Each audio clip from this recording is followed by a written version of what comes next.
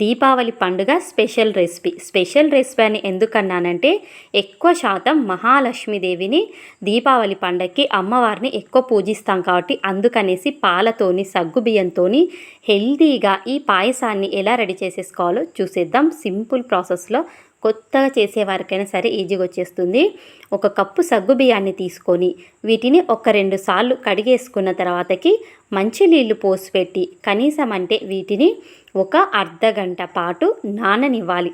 అప్పుడు అర్ధగంట అయినా సరే, లేదంటే జస్ట్ ఒక 20 నిమిషాల పాటైనా సరే ఈ సగ్గు బియ్యాన్ని నానబెట్టినామంటే సరిపోతుందండి. ఇప్పుడు కడాయి పెట్టేసుకొని స్టవ్ వెలిగించేసుకున్న తర్వాతకి నానబెట్టిన సగ్గు బియ్యం అలాగే వాటర్, అందులో ఉన్న వాటర్ అసలు పడాల్సిన అవసరం లేదు. అలాగే గిన్నెలోకి వేసేసుకొని ఒక కప్పు మైను తురుముకున్న క్యారెట్ వేస్తున్నా నేను ఇక్కడ.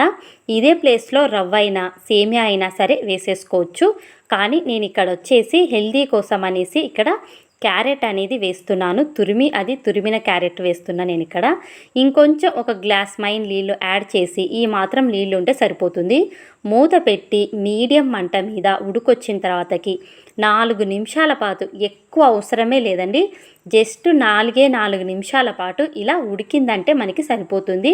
సగ్గుబియ్యం ఉడకాలి అన్న అవసరమే లేదు, ఎందుకంటే మనము అర్ధగంట నానబెట్టేసాం కాబట్టి. ఇప్పుడు ఒక కప్పు సగ్గుబియ్యానికి 1.5 కప్పు షుగర్ వేసేసుకున్నామంటే కరెక్ట్గా సరిపోతుంది.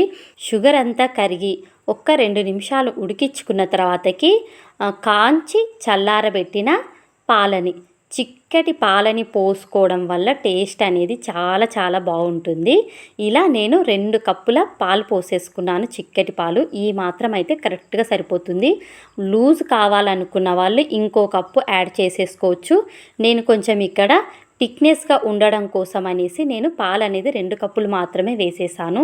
అలాగే సువాసన కోసం ఇలాచి పౌడర్ కూడా వేసేసుకొని మనకి ఎంత లూజ్ కావాలనేది చూసుకొని ఉడికించుకుంటే సరిపోతుంది. జస్ట్ పాలు పోసాక ఉడుకు పట్టి 1-2 నిమిషాలు ఉడికిందంటే చాలు. నేనైతే ఈ మాత్రంలో బంద్ చేస్తున్నాను. చల్లగా అయిన తర్వాతకి కరెక్ట్గా వస్తుందండి పాయసం అనేది. మరీ గట్టి కాదు, మరీ లూజ్గా కాకుండా ఈ మాత్రంలోకి పాయసం అనేది వచ్చేస్తుంది.